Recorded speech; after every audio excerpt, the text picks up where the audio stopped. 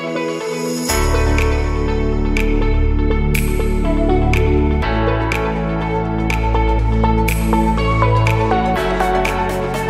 lang namin magpasalamat sa ating mga kaibigan in behalf of my family sa success ng event na ito.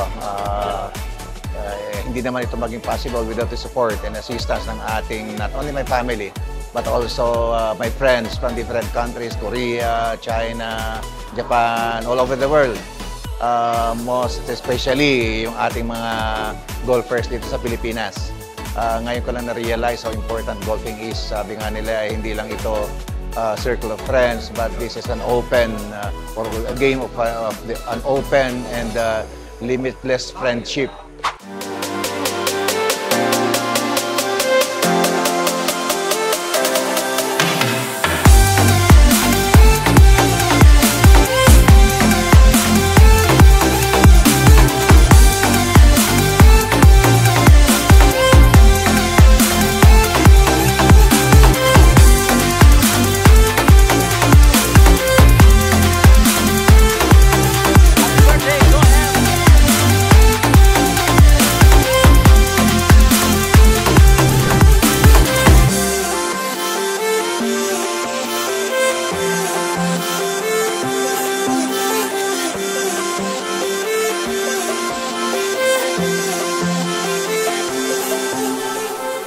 Originally kasi ang plan natin dito is just to conduct or just to do a simple birthday golf tournament na gagawin lang ng mga circle of friends. Fortunately, there are other friends na willing to support and sponsor this event. So, naisip namin na ipalakihin na ito at i-open ang invitation to all others. Anyway, hopefully that this will be done yearly in the yearly event. We're hoping na other golfers all over the country will be supporting and will be doing the same. After all, golfing is one of the best sports na ginagawa ngayon sa Pilipinas.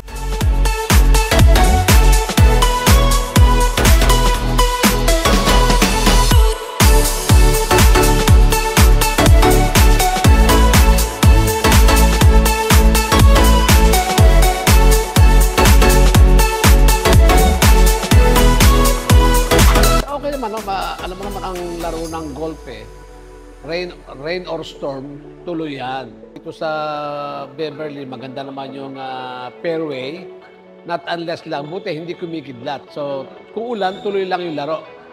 So, dito mo masusubukan yung katatagan ng mga player na kung umuulan, nababasa, so hindi mo kinakitaan ng pagod, tapos biglang uminit, maya-maya, umulan na naman, uminit. So, play must go on sa golf course. Sa class namin sa PNPA 1987, di tagapaglingkod class. Si Joe M ang pinakabunso sa amin. So kami 62 na, si Joe M 59 pa lang, magpi-59 pa lang ngayon. So, yeah, pinakabata. And sana marami pang birthday kaming masalihan, marami pa kaming golf tournament ng Joe M Cup. Kahit na Joe M to 20th Cup siguro.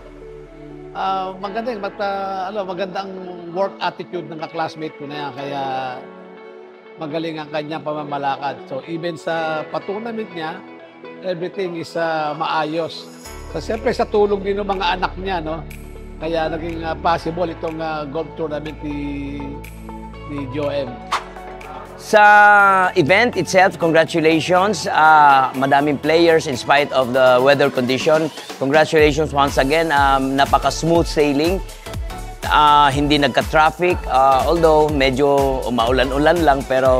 But since, congratulations to all the winners and of course to the organizers.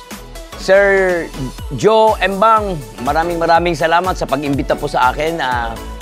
Sana ay pagpalain pa kayo at more golf to come. Alam ko naman talagang ikaw ay napaka-passionate sa larong golf. So keep up the good work, sir. And let's keep on golfing. And congratulations and happy birthday. Many more birthdays to come.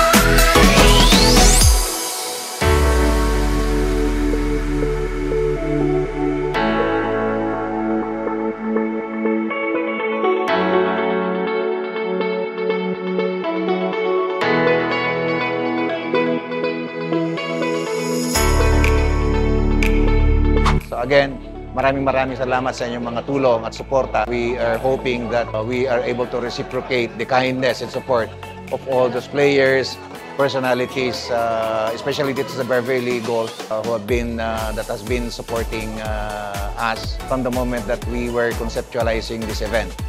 And we found out, and we feel that it's a very successful one. So again, maraming salamat sa inyo lahat.